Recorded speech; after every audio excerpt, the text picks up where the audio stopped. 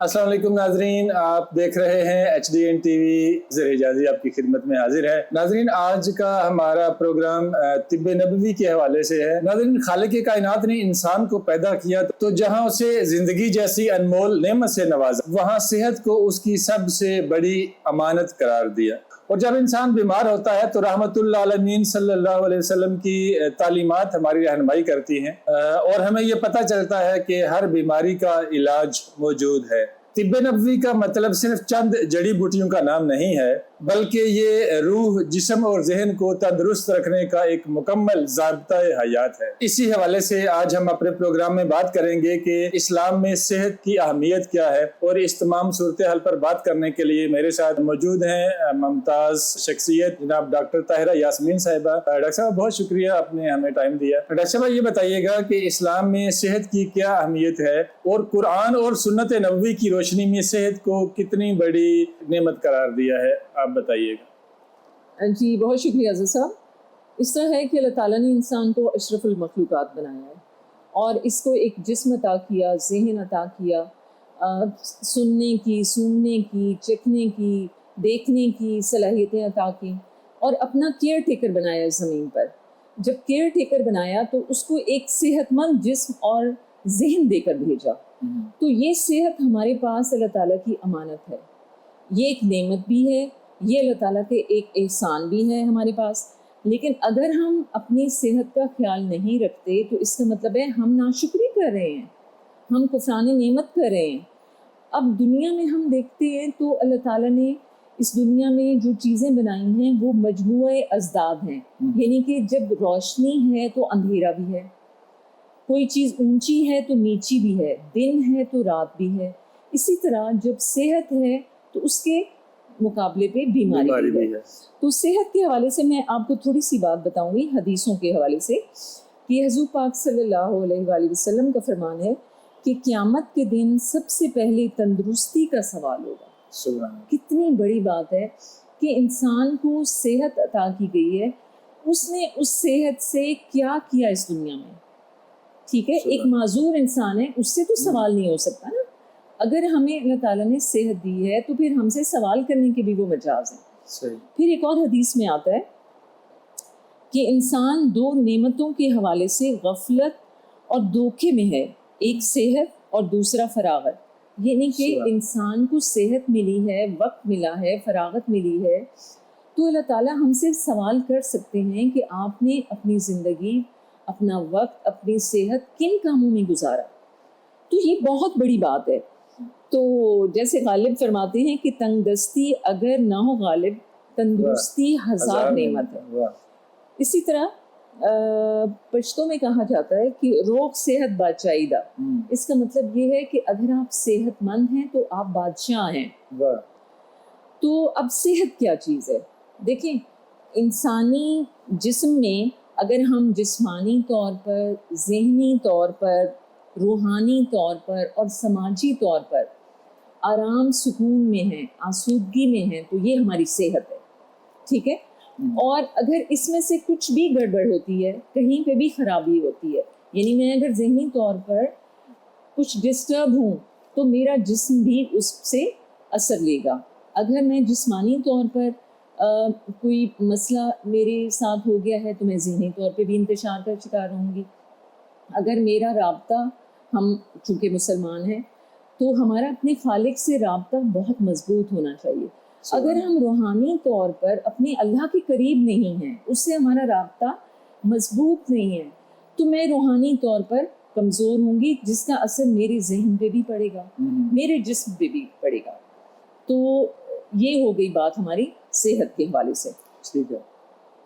अब बीमारी के हवाले से मैं बताऊं कि देखिए, बीमारियां कई किस्म की हैं।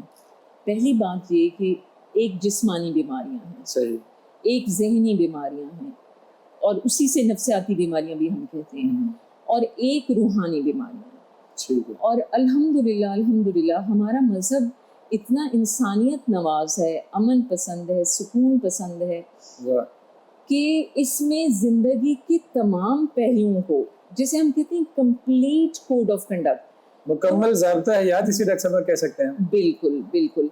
یہ نہیں کہ ہم جیسے قرآن پاک کے بارے میں کہتے ہیں یا حضور پاک صلی اللہ علیہ وسلم کے بارے میں کہتے ہیں کہ پڑھتے بھی ہیں سنتے بھی ہیں کہ انہوں نے زندگی کے ہر پہلو کے حوالے سے ہمیں ہدایت دی. یہ نہیں صرف قرآن پاک ایک دینی بک نہیں ہے کہ جیسے ہم کہیں کہ ہمیں دین کے حوالے سے بتا دیا گیا کہ نماز آپ نے ایسے پڑھنی ہے, روزے ایسے رکھنے ہیں, صدقہ خیرات ایسے کرنی ہے, دیٹس آل. نہیں, انہوں نے تو یہاں تک قرآن پاک میں آتا ہے کہ دو بندوں نے اگر کسی معاملے میں کوئی کسی معاہدہ کرنا ہے تو آپ لکھ لیں. دیکھیں آج کل کے دور میں آپ نے دیکھا ہوگا, ہم پریکٹیکل باتیں کریں نا زندگی سے, کہ دو بندے آپس میں بات کرتے ہیں, کوئی چیز طے کرتے ہیں, کوئی معاہدہ کرتے ہیں, کل کو وہ مکر جاتے ہیں. آپ نے دیکھا ہوگا لوگ ایموجو کر رہے ہیں اداروں کے درمیان, وہ لکھ لیتے ہیں کہ میرا یہ کرایہ نامہ ہے مالک مکان اور کرایہ دار کے درمیان, کل کو کہ ایک فریق مکر نہ جائے. ٹھیک ہے. تو یہاں تک جب ہمارے پاکیزہ مقدس کتاب میں یہاں تک باتیں بتائی گئی ہیں تو سوچیں صحت اور بیماری کے حوالے سے ہمیں کیوں گائیڈنس نہیں ملے. ڈاکٹر صاحب یہ بتائیے گا قرآن و سنت کے حوالے سے بیماریوں اور شفا کے حوالے سے جو عام اصول ہیں ان کے پیچھے کیا فلسفہ کار فرما ہے؟ جی بہت اچھا سوال ہے عزیز صاحب آپ کا. عزیز صاحب اس طرح ہے کہ جب ہم بیماری کی بات کرتے ہیں تو ہمارے مذہب میں اور سنت نبوی کے حوالے سے میں چند چیزیں یہاں پہ حدیثیں اور آیتوں کے حوالے سے آپ کو بتانا چاہوں گی جس سے ہمیں پتہ چلے گا کہ بیماری اصل میں ہے کیا, اور ہمارے دین کے حوالے سے ہمارے حضور پاک صلی اللہ علیہ وآلہ وسلم کی زندگی سے ہمیں کیا معلومات ملتی ہے. تو ایک حدیث میں آتا ہے کہ حضور پاک صلی اللہ علیہ وآلہ وسلم نے فرمایا کہ مسلمانوں کو جو بھی تکلیف, اذیت, اندیشہ, غم اور ملال پہنچے, یہاں تک کہ ایک کانٹا بھی چبھ جائے تو اللہ ان کے سبب ان کی گناہ مٹا دیتا ہے. دیکھیں کتنی بڑی بات ہے. ہم بیماری کو آزمائش سمجھ لیتے ہیں, امتحان سمجھ لیتے ہیں. کئی لوگ رونا دھونا شروع کر دیتے ہیں کہ ہم پہ آئی ہے, اس کا مطلب ہے اس سے ہمارے دشمن خوش ہو رہے ہیں, یہ اللہ تعالیٰ نے پتہ نہیں کیوں مجھے آزمائش میں ڈال دیا ہے. مطلب ان کو یہ نہیں پتا کہ بیماری کا کتنا اجر ہے, اس پہ صبر کرنے کا کتنا اجر ہے. اس میں یہ بات نہیں ہم کہہ رہے کہ قرآن اور سنت سے علاج کی طرف جانا منع ہے. میں صرف پہلے یہ بات کرنا چاہ رہی ہوں علاج سے پہلے کہ بیماری کو آزمائش, مصیبت یا منحوس سمجھنا غلط چیز ہے. اس کا علاج کرنا بالکل سنت ہے, اس طرف جانا چاہیے, وہ ہم آگے چل کے بات کریں گے. اچھا عزیز صاحب ایک اور حدیث پاک میں آتا ہے کہ حضور پاک صلی اللہ علیہ وآلہ وسلم نے فرمایا اللہ پاک جب اپنے بندے کے ساتھ بھلائی کرنا چاہتا ہے تو اسے بیماری میں مبتلا کر دیتا ہے. مطلب اللہ کی توجہ کا مرکز ہوتا ہے وہ شخص جو بیمار ہوتا ہے.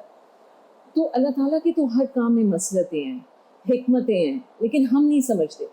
آج کل کے دور میں جسے ہم تیز دور کہہ رہے ہیں کہ جس میں لوگوں کے پاس وقت نہیں ہے, کیا جیسا ہم سوچتے ہیں کہ بیماری کیوں آئی, کیا اللہ تعالیٰ کی توجہ ہم پہ ہے؟ نہیں, ہم اس کو نیگیٹو سوچتے ہیں, دنیا کے کسی نقصان کا پیش خدمت سمجھتے ہیں. اچھا اسی طرح ایک اور حدیث میں آتا ہے کہ حضور پاک صلی اللہ علیہ وسلم نے فرمایا کہ ایک دن کا بخار مومن کی تمام خطائیں دور کر دیتا ہے. ہم نے کبھی سوچا ہے کہ اگر ہم بیمار ہوئے ہیں تو اللہ تعالیٰ کی کوئی مصلحت ہوگی اور اس سے ہمارے گناہ چھڑ رہے ہوں گے؟ ہمارے پاس اتنا وقت ہی نہیں ہے. پھر دوسری بات میں سمجھتی ہوں کہ ہمارے پاس اتنی معلومات بھی نہیں ہیں, ہمارے تعلیم میں یہ چیزیں نہیں ہیں جس میں ہمیں بچپن سے بتایا جائے کہ بیماری اللہ تعالیٰ کی طرف توجہ کرنے کے لیے بھی ہو سکتی ہے, یہ ہمارے گناہ مٹانے کے لیے بھی ہو سکتی ہے, یہ ہمارے اجر کا سبب بھی ہو سکتی ہے. ٹھیک ہے, تو سب سے پہلے تو یہ ایک شاعر کا بڑا خوبصورت شعر ہے کہ یہ تیرا جسم جو بیمار ہے تشویش نہ کر, یہ مرض تیرے گناہوں کو مٹا دیتا ہے.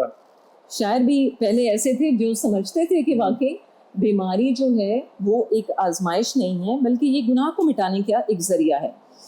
اچھا اسی حوالے سے میں ایک واقعہ میں نے پڑھا ایک صحابی کا کہ ایک صحابی کی شادی ہوئی اور کچھ عرصے بعد وہ گھر پورا دن اپنے کام میں رہتے تھے, دیر سے آتے تھے. تو جب ایک دن وہ گھر آئے تو وہ بہت تھکے ہوئے تھے اور بیڈ پہ لیٹے ہی تھے تو ان کی وائف آئی, انہوں نے کہا آپ نے کھانا کھانا ہے؟ انہوں نے کہا پہلے مجھے پانی لا دیں. وہ پانی لینے گئے, اتنی تک وہ سو گئے, یعنی وہ اتنے تھکے ہوئے تھے, پورے دن میں محنت کی ہوگی, ظاہر ہے وہ تھک گئے ہوں گے. اب وہ خاتون جو ہیں وہ پانی کا پیالہ لے کے کھڑی رہیں. اچھا پوری رات گزر گئی, وہ صحابی ان کی آنکھ نہیں کھلی کیونکہ وہ تھکے ہوئے تھے. جب ان کی آنکھ کھلی تو تقریباً تہجد کا وقت ہوگا. تو وہ بڑے حیران ہوئے کہ آپ ادھر ابھی تک کھڑی ہیں پانی لے کے. تو اس نے کہا کہ آپ نے پانی مانگا تھا تو ظاہر ہے مجھے تھا کہ کسی وقت بھی آپ کی آنکھ کھل جائے گی, تو آپ نے کھانا بھی نہیں کھایا تو میں اس لیے کھڑی ہوں. تو ان صحابی نے کہا کہ آج آپ نے مجھے بہت زیادہ خوش کیا ہے کہ آپ میری اتنی فرما بردار بیوی ہیں, تو آج میں چاہتا ہوں کہ آپ کی کوئی بہت پرانی خواہش ہے یا میرے زندگی میں آنے کے بعد آپ کی کوئی دنیاوی خواہش ہے تو وہ مجھے بتائیں. تو ان کی وائف نے کہا کہ میں چاہتی ہوں کہ آپ مجھے طلاق دے دیں.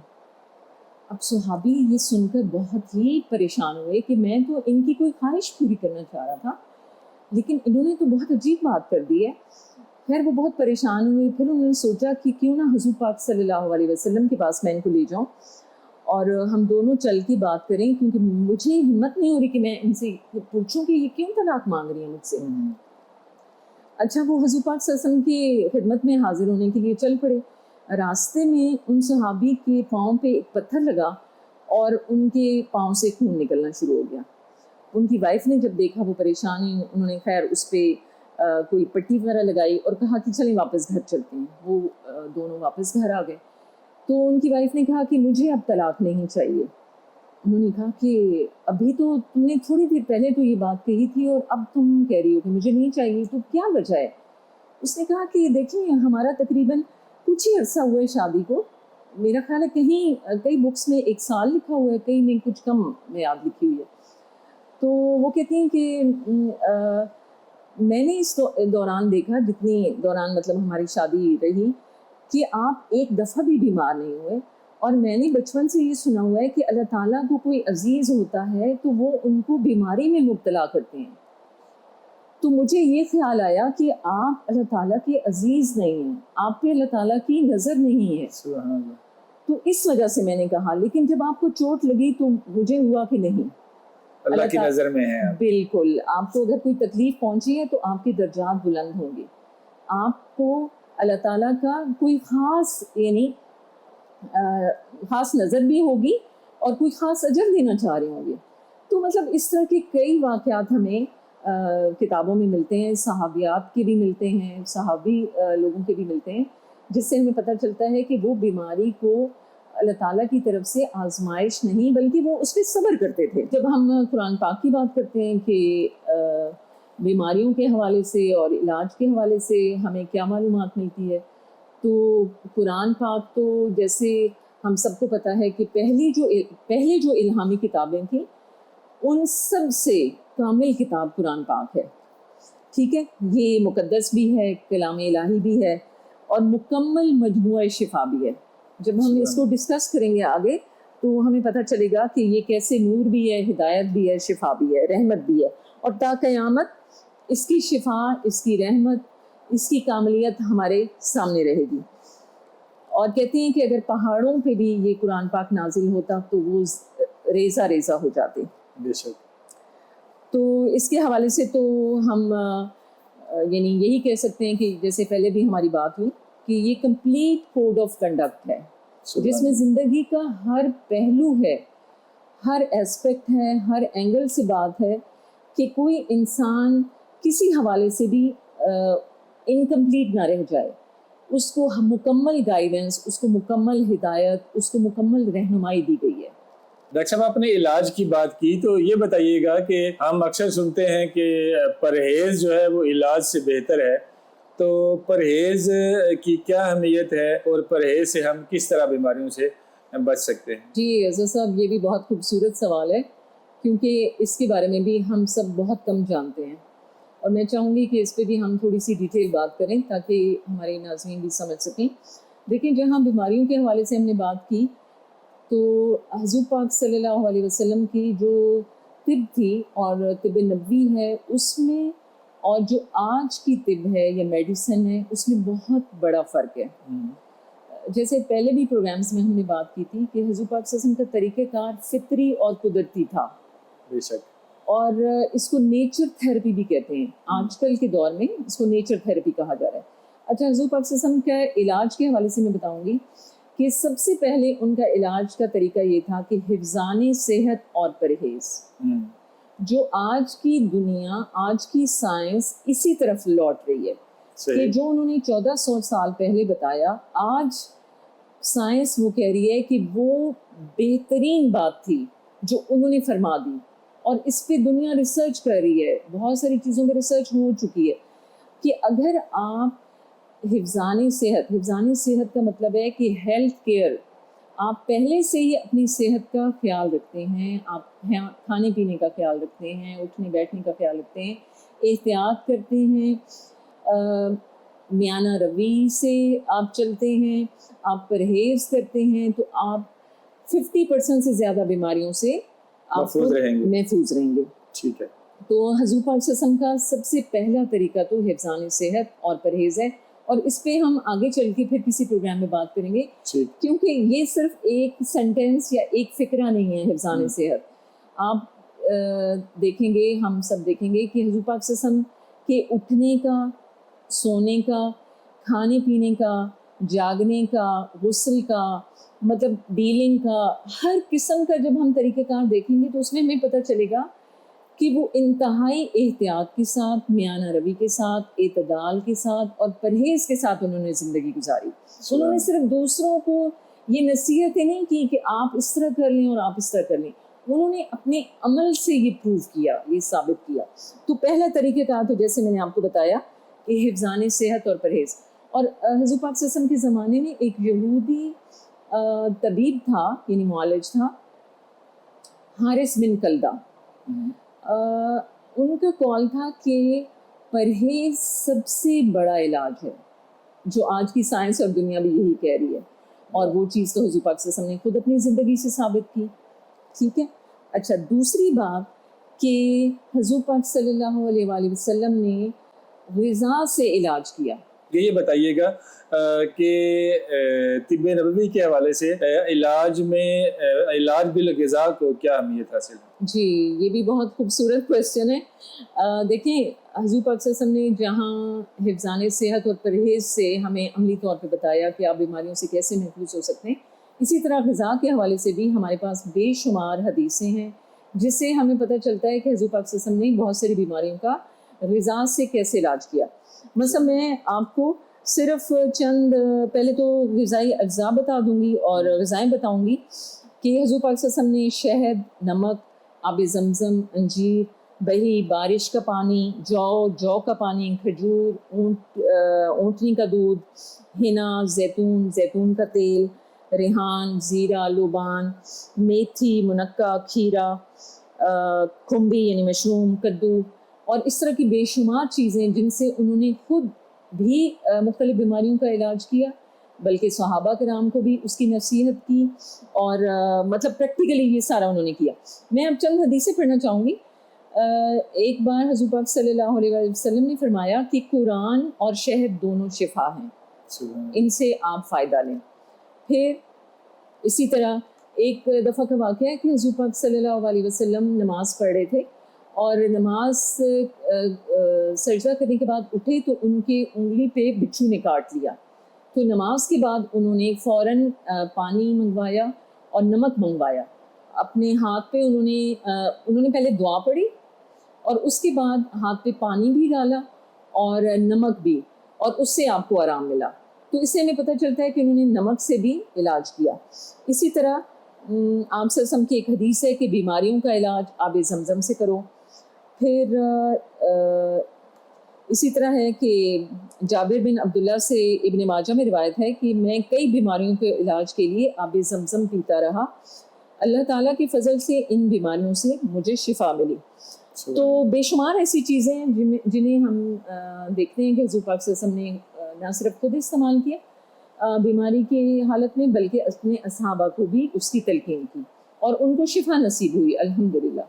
ڈاکٹر صاحب یہ بھی بتائیے گا کہ بعض اوقات ہم یہ کہتے ہیں کہ طبیب بڑا یا یقین، تو یقین کی کتنی اہمیت ہے علاج میں؟ جی بالکل، یہ بھی بڑا اچھا سوال ہے. دیکھیں، اللہ تعالیٰ نے ہمیں پیدا کیا، وہ ہمارا خالق ہے، مالک ہے، وہ علیم ہے، وہ حکیم ہے. ٹھیک ہے. اگر ایک بیماری ہوتی ہے جیسے میں نے پہلے کہا کہ اس میں اللہ تعالیٰ کی مصلحت ہے، اور اگر ہمیں اللہ پہ یقین نہیں ہے، ہم کہتے ہیں کہ وہ کن فیکون ذات ہے، اس کی لامحدود وسائل ہیں، پوری دنیا اس کے کنٹرول میں ہے، ٹھیک ہے؟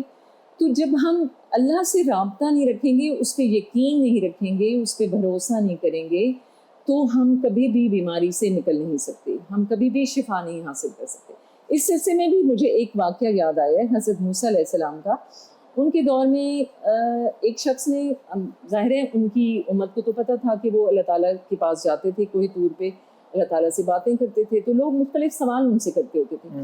تو ایک شخص ان کے زمانے میں بیمار ہوا، تو انہوں نے حضرت موسیٰ علیہ السلام سے کہا کہ مجھے اس طرح پیٹ میں درد ہے، یا کوئی مرض انہوں نے بتائی، تو میں کیا کروں؟ آپ جب جا رہے ہیں اپنے اللہ سے ملنے، ان سے باتیں کرنے، تو آپ پوچھیے گا کہ میں کیا کروں۔ حضرت موسیٰ علیہ السلام جب واپس آئے تو انہوں نے اس شخص کو بتایا کہ فلاں جو پہاڑ پہ بوٹی ہے، تم نے جڑی بوٹی، وہ تم نے لینی ہے، اس کے پتوں کو لینا ہے، اس کے مسل کے پانی کے ساتھ تم نے پی لینا ہے، تو انشاءاللہ تعالیٰ اللہ تعالیٰ کو اگر منظور ہوا تو تمہیں شفا مل جائے گی۔ تو اس شخص نے اسی طرح کیا، وہ جڑی بوٹی کے پتے لیے اور مسل کے اس نے استعمال کر لی۔ اچھا، کچھ ہی عرصہ بعد اس کو دوبارہ یہ مرض ہوا، اس کو دوبارہ درد ہوا۔ اس نے حضرت موسیٰ علیہ السلام نے تو اس کو بتا دیا تھا، اس نے اسی جڑی بوٹی کے پتے لیے اور اس نے مسلے اور پانی کے ساتھ پی لیا، لیکن اس کو شفا نہیں ہوئی۔